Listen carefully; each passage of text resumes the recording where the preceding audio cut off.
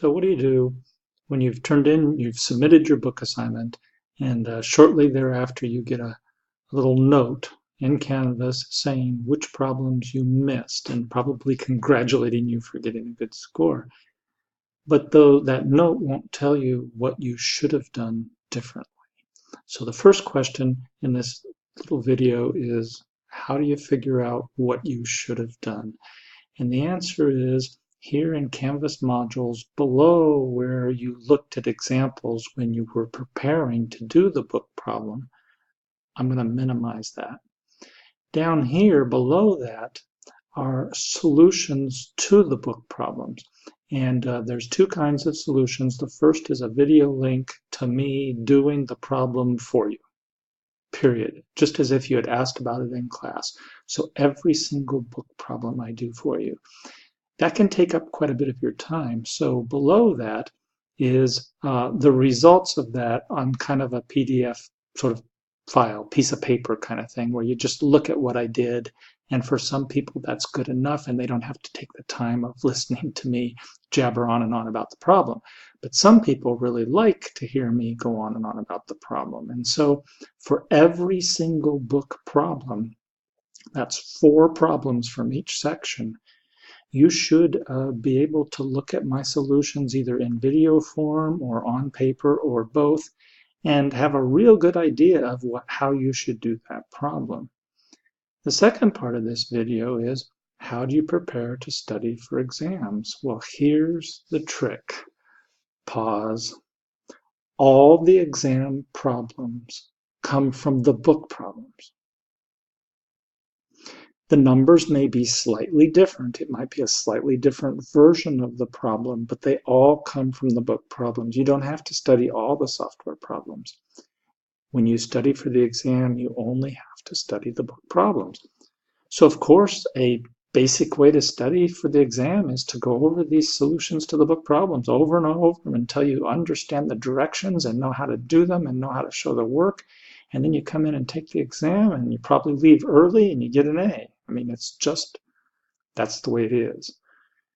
Now, if some of these problems it's not enough for me showing you, some people like the software, and you could go back to the software problem that's like the book problem. I showed you how to do that in the previous video, and that would work fine. There is one other way of studying for an exam that is optional.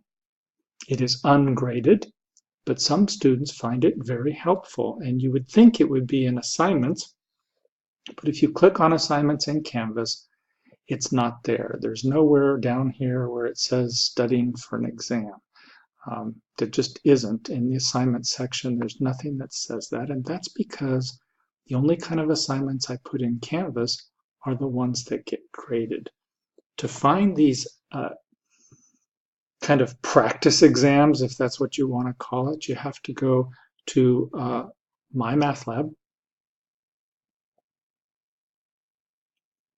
And then you go to assignments in MyMathLab, because this is all the software assignments, even the ungraded ones. And down here towards the bottom, you can see Exam 1 Software Review, ungraded optional practice. And what that is that's all the different problems that were book problems. It's the software version of all the book problems. And so that's it. So let's look at question 1.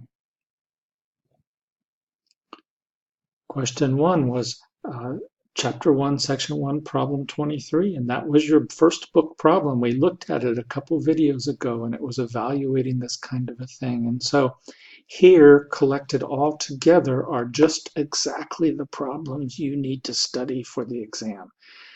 They're the ones you did. They're the book problems that you did and the software problems that you did that were just like them, but they're all collected here to give you another chance to go over them if you wanted to. Now, what is up about this exam 3 thing that keeps on floating up? There's only 2 midterm exams in our class.